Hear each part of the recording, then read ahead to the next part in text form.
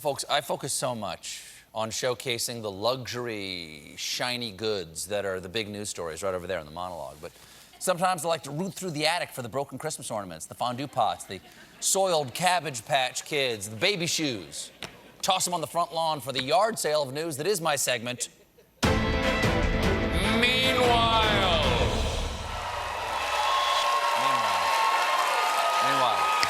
It's a revolution. Meanwhile is a revolution. That's right. Join the revolution. It will be televised.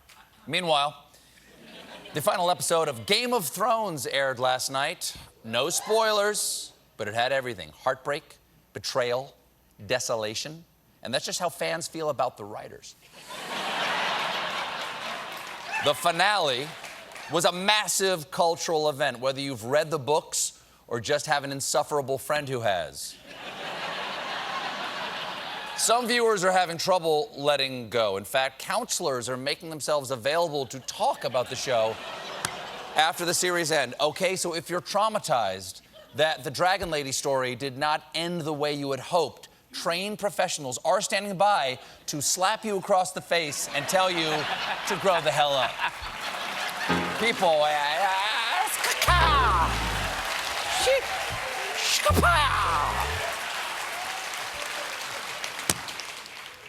people are rattled about the show now that it's over, especially HBO executives frantically trying to write a dragon into Big Little Lies.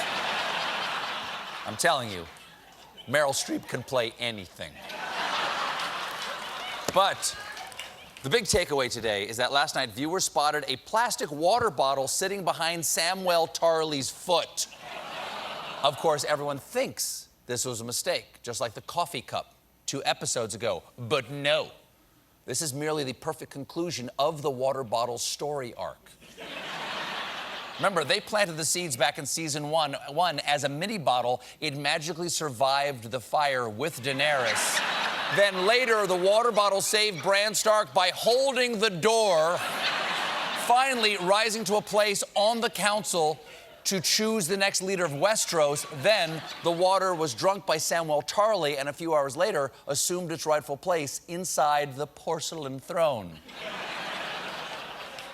Meanwhile, Uber now offers quiet mode for riders who don't want to talk to their drivers, but it'll cost you extra.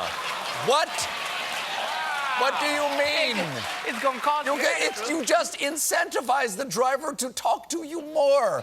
Anyway, once the driver drains the cyst on my knee, I'll be able to sleep on my side. Yeah. Oh, you don't want to hear this? That's $2.99. I got a goiter. Meanwhile, Japan is testing a 250-mile-an-hour next-generation bullet train. Here it is. It's called the Alpha X because calling it rail penis was too obvious. Well, there you go.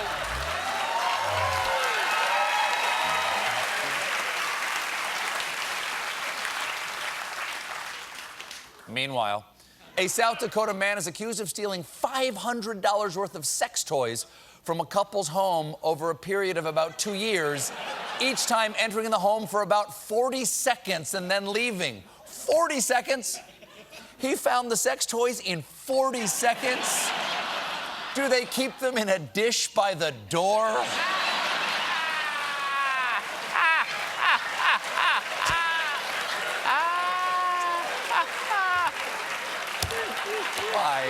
Why? We have a take a penis, leave a penis tray. Oh, man. Can I get that feeling? Meanwhile, the Pittsburgh Accent has been ranked one of the least sexy in America, according to a new survey, while Maine's accent is in the top 5. Yeah, sure. Makes sense, that Maine accent is hot.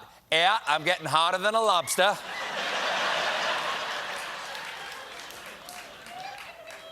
Meanwhile, 2 U.S. Army veterans recently exchanged wedding vows on a New York City subway. They've both done tours of duty in Afghanistan, so they were used to bleak, treacherous surroundings full of hostile locals.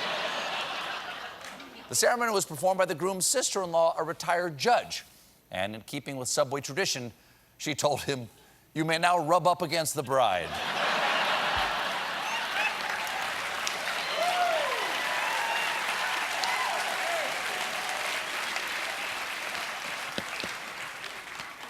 Meanwhile, a new study shows that British people get drunk more than any other nationality.